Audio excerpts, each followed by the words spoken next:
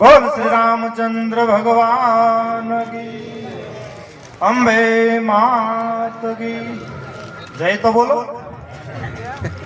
હમણાં બાપુ કીધું એમ પછી રામના કેટલા રાવણના ખબર કેમ પડશે?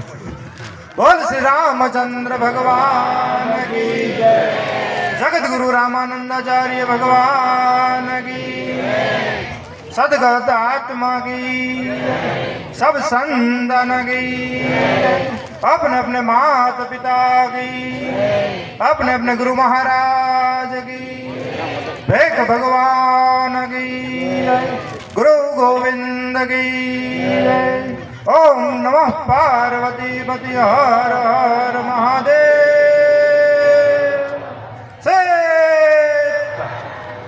સીતારામ બરોબર નથી બોલતા.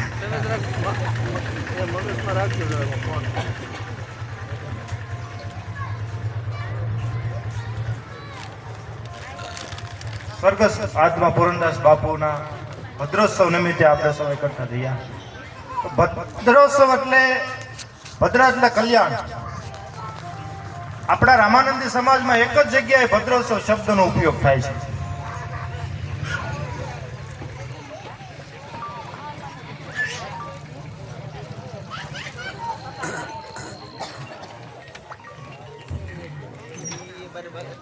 રામાનંદી સંપ્રદાય એક જ એવો છે જેમાં ભદ્રોત્સવ શબ્દનો ઉપયોગ થાય છે. બાકી બધામાં ભંડારો, કોઈમાં દાડો, પણ એક જ સમાજ એવો છે જેમાં ભદ્રો એટલે કલ્યાણ અને ઉત્સવ એટલે મેળો. ગત આત્માની પાછળ એના કલ્યાણ અર્થે જે ઉત્સવ મનાવવામાં આવે એનું નામ ભદ્રોત્સવ. બીજું કે આમાં એક પણ કપાળમાં રામાનંદી તિલક નથી દેખાતું. નિંબાર્ક સંપ્રદાય છે તો નિંબાર્કી તિલક પણ હોવું જોઈએ. આટલામાં એક પણ ના કપાળમાં નથી. એકમાં હોત તો એમ થાય કે એકાદેશ કર્યું છે. પરંપરા જ ભૂલી ગયા છે આપણે. સીતાનાથ સંવારમ શ્રી રામાનંદાચાર્ય મધ્યમાં અસ્મદાચાર્ય પર્યંતા વંદે ગુરુ પરંપરા. આપણે ગુરુ પરંપરા જ આપણે ભૂલી ગયા છે. અને કરીએ તો લાલ તિલક કરી દે ડાયરેક્ટ, સીધું અંગૂઠે દે. તો નારાયણ વગરની લક્ષ્મીની કિંમત નથી, પતિ વગરની સ્ત્રીની કોઈ કિંમત નથી. રામપટલમાં રામાનંદાચાર્ય ચોખ્ખા શબ્દમાં લખ્યું છે કે નકરું શ્રી કરવાથી, આપણે કંકુ ન બોલાય, આપણે રામાનંદને શ્રી બોલાય, તો નકરું શ્રી કરવે તો લક્ષ્મી નારાજ થઈ જાય. એટલે બે બાજુની લાઈન કરવી પડે, નહીતર તો ચંદનનો ચાંદલો કરી ઉપર આપણે શ્રીનો ચાંદલો કરવો પડે, નહીતર લક્ષ્મી રૂઠી જાય. નારાયણને પડતા મૂકી દો તો લક્ષ્મી એકલા થોડા આવે. તો રામાનંદીનું આંગણું છે તો બે વાત રામની કરી દઉં કે સીતાએ મંગળ ચારને એ તો ફેરા રાઘવને ફરી, પણ એને લાગ્યું નો સુખ લગાર કાયમ દખણી કાગડા. ભગવાન રામ જેવા જેને પતિ હતા છતાં સીતાજીએ કોઈ દિવસ સુખ પ્રાપ્ત કર્યું. ઋષિ વિશ્વામિત્રે જેના જોયેલા સગળા જોશ છતાં સીતાજીએ સંતોષ જીવનમાં કોઈ દી ન ભાળ્યો કાગડા. રૂપ શબ્દને જેને પ્રાપ્ત કરી લીધા હતા. બુદ્ધિના 7 પ્રકાર છે: બુદ્ધિ, સુબુદ્ધિ, મેઘા, સુમેઘા, પ્રજ્ઞા, પ્રતિભા અને રૂપંબરા. એમાં રૂપ શબ્દને જેને પ્રાપ્ત કરી લીધો છે એવા ઋષિએ જેના જોશ જોયા હતા કે ઋષિ વિશ્વામિત્રે જેના જોયેલા સગળા જોશ, તો સીતાજીએ સંતોષ જીવનમાં કોઈ દી ન ભાળ્યો કાગડા. કે સીતાએ રાઘવ સાથ જ્યાં રાખે ને માથા રોળિયા તા તો હૈડે હાહાકાર પછી કૌશલ્યાને કાગડા. જ્યારે ભગવાન રામને વન અપાયું ત્યારે ભગવાન રામને જ વન આપ્યું હતું, સીતાજીને નહોતું આપ્યું, લક્ષ્મણજીને નહોતું આપ્યું. પણ છતાં સીતાજીએ જ્યારે ભગવા વસ્ત્ર ધારણ કર્યા, વલકલ ધારણ કરી અને કૌશલ્યાને સામે જ્યારે આવ્યા ત્યારે એમ કહે છે કૌશલ્યાને એટલું દુઃખ લાગ્યું હતું. રામને વનમાં મોકલતા દુઃખ નહોતું લાગ્યું, એટલું સીતાજીને જોઈને લાગ્યું હતું કે સીતાએ રાઘવ સાથ જ્યાં રાખે માથા રોળિયા એનો હૈડે હાહાકાર કૌશલ્યાને કાગડા. કૌશલ્યાને એનું દુઃખ લાગ્યું હતું. પણ કર્મનો સિદ્ધાંત છે કંઈક અલગ હોય છે. ભગવાન રામને વન મળ્યું, સીતાજી હારે ગયા. હવે આપણે કર્મ એવું કરો કે આપણી સાથે સારું કર્મ, ખરાબ કર્મ જે કરો એ હાથે તો આવવાનું જ છે. ભગવાન રામે જ્યારે સીતાજીનો ત્યાગ કર્યો તો લક્ષ્મણને કીધું મૂકી આવો વનમાં. એટલે લક્ષ્મણજી છે એ રથ લે મૂકવા જાય છે અને રથના ઘોડા છે એ આડાઅવળા હાલવા માંડે છે. એટલે સીતાજી પૂછે છે કેમ લક્ષ્મણ, રથની લગામ કેમ ઢીલી પડી ગઈ? તો લક્ષ્મણ કઈ બોલી શકતા નથી અને રથ ઉભો રહી જાય, હેઠે ઉતરે અને ખાલી એટલું એમ કહે છે કે હે માં, આ રથ છે એ અયોધ્યાનો છે અને ધરતી તમારી માં છે. સીતાજીને ખબર પડી ગઈ કે મને વનવાસ મળી ગયો છે. એટલે સીતાજી કઈ જાજુ તો ન બોલ્યા, પણ લક્ષ્મણને કહે છે કે હે લક્ષ્મણ, થોડીક વાર ઉભો રહે, તો મારે બે વાત કરવી છે તને. કે શું? તો રઘુવંશની અંદર કવિ કાલિદાસ લખે છે કે સાહમ તપમ સૂર્ય નવિશમ ઉદ્ધમ દ્રષ્ટિ પ્રસૂતે વ્રતમ કરીશ્ચે થાતિ મે જનામ તરવે તમે ભરથાન નતવી પ્રયોગા. મારા ઉદરમાં જે રઘુવંશનું બાળક આકાર લઈ રહ્યું છે એને જન્મ આપ્યા પછી હું સૂર્યનું વ્રત કરવાની છું. શું કામ? કે મારી ઉપર જે કલંકનો આક્ષેપ નાખ્યો છે ને એને ધોવા માટે તે કાં સૂર્યનું વ્રત કરે ને કાં ચંદ્રાયણનું વ્રત કરે, પણ મારા ઉદરમાં બાળકને જન્મ આપ્યા પછી કે શું કામ? તો કે આવતા અવતારમાં પતિ તરીકે મને રામ મળે અને પાછો વિયોગ ન થાય. અને કવિ દાદની જાનકી એમ કે છે કે હે લક્ષ્મણ, ઘડીક તો ઉભો રે મારા વીર ઘોડલાની વાગુ તમે ઝાલો ને કરવી મારે રાઘવ દલડાની વાત તો ભાવો રતડો ઠાલો. આ કવિએ ઠાલો શબ્દ શું કામ વાપર્યો?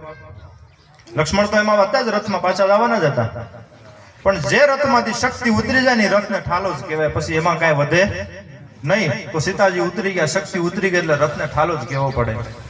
અને છેલ્લે એમ કહે છે કે હે લક્ષ્મણ, આ વનની અંદર મારે કેટલા દુઃખ સહન કરવા પડી, જય અને તું મારા રામને ન કહેતો. કારણ કે લક્ષ્મણ ઘાયલ રુદાનો મારો છે રામ, એ રામની રાયે રેજે, એના વિજોગી દલડાને મારા વીર જાનકીના દુઃખ ન કહેજે.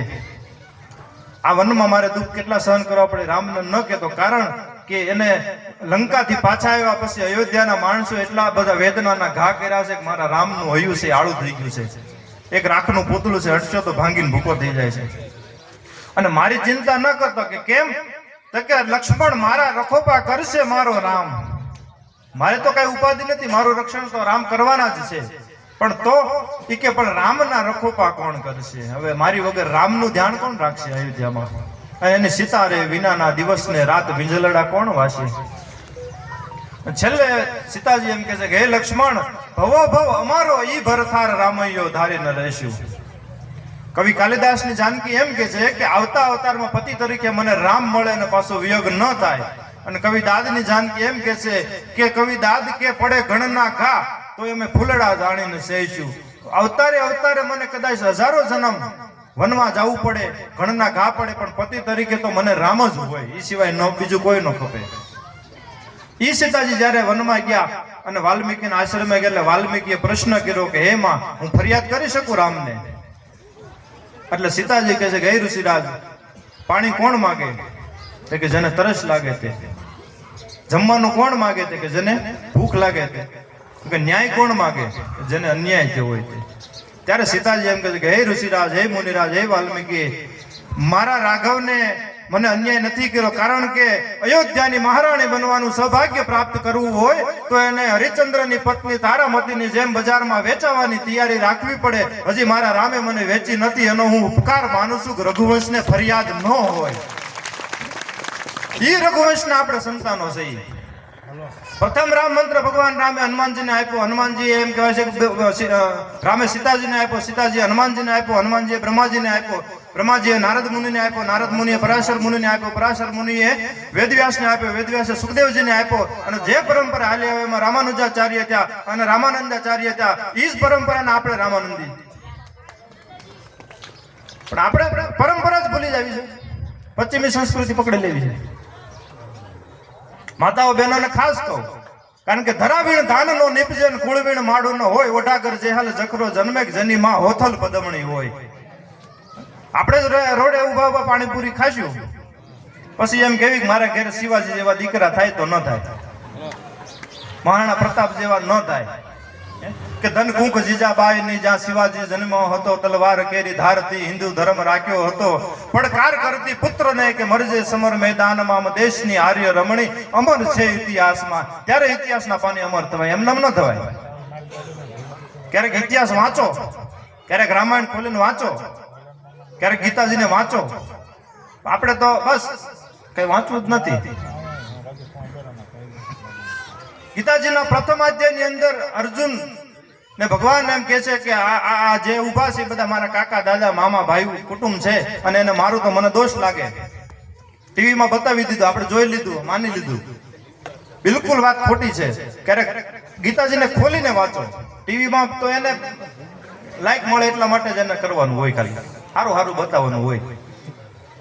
અર્જુન એમ કે છે કે આ મામા દાદા કાકા છે તો પહેલી વખત એના માટે યુદ્ધ કરવા ગયો હતો. બાપુ વિરાટનગરની ગાયો જ્યારે દુર્યોધન વાળી ગયો ત્યારે આ જ હતા ભીષ્મ પિતા કર્ણ, દુર્યોધન, દુશાસન. ત્યારે અર્જુને બ્રહ્મલાલાના વેશમાં હતો છતાં એને યુદ્ધ કરી અને ગાયોને પાછી લઈ આવ્યો હતો. તો ભગવાનને કહે છે કે આ બધાની હારે જો તું યુદ્ધ નહીં કરતો, આતતાઈઓ છે, 6 કામ છે ને એ પાપીઓનો છે, એને મારવામાં કોઈ દોષ હોતો નથી. જો તું આને નહીં માર તો અધર્મનો બઢાવો થઈ જાય છે અને તારા સ્કૂલની સ્ત્રીઓ છે એ દોષિત થશે, અને એના દ્વારા જે પ્રજા જન્મ છે તે વણશંકર જન્મ છે, અને એ પિતૃના કાર્ય બંધ કરી દેશે, આ ભદ્રોત્સવના કાર્ય બંધ કરી દેશે, ભંડારા બંધ કરી દેશે, પિતૃ તર્પણ કાર્ય બંધ કરી દેશે, અને એના દ્વારા જે કાંઈ દુર્વ્યવહાર ફેલાશે એનો બધાનો દોષી અર્જુનને કે તું ઠેરાય છે, નહીં મારતો. અર્જુન એમ કહેશે કે આને મારીશ તો પણ દોષી હું ઠેરાય, તો પણ એનું પાપ તો મને જ લાગશે. યદા યદા હિ ધર્મસ્ય ગ્લાનિ ભવતુ ભારતમાં બુદ્ધાન ધર્મસ્ય તદાત્માં સજામ્યહં પરિત્રાણાય સાધુનાં વિનાશાય ચતુષ્કૃતમ ધર્મ સંસ્થાપનાર્થે સંભવામિ યુગે યુગે. ભગવાન કે જ્યારે જ્યારે ધર્મને હાનિ થાય છે, અત્યારનો એમ કહેવાય છે કે વધી જાય છે, ત્યારે એનો નાશ કરવા માટે ભગવાન કે હું અવતાર ધારણ કરું છું.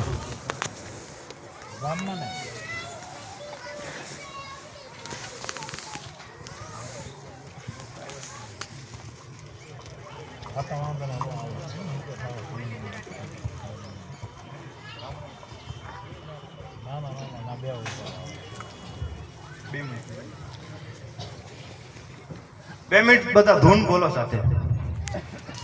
શ્રી રામ જય રામ જય જય રામ, શ્રી રામ જય રામ જય જય રામ, શ્રી રામ જય રામ જય જય રામ, શ્રી રામ જય રામ જય જય રામ, શ્રી રામ જય રામ જય જય રામ, શ્રી રામ જય રામ જય જય રામ. મંગલ ભવનય મંગલહારી દ્રવયુષ દશરથ યજર બિહારી,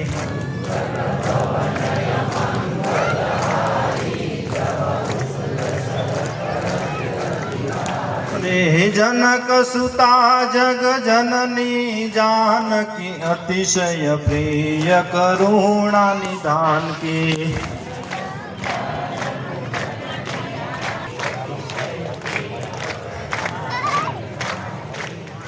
શ્રી રામ જય રામ જય જય રામ,